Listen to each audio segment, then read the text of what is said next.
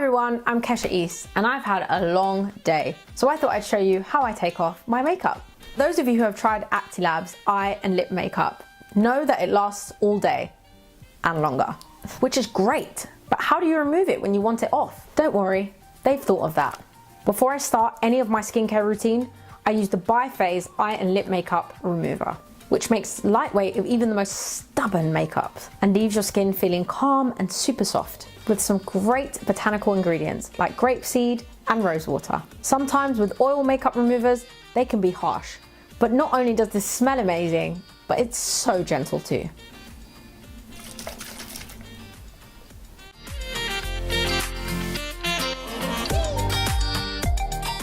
You can see how easily this is coming off. No scrubbing, no rubbing, and definitely no panda eyes.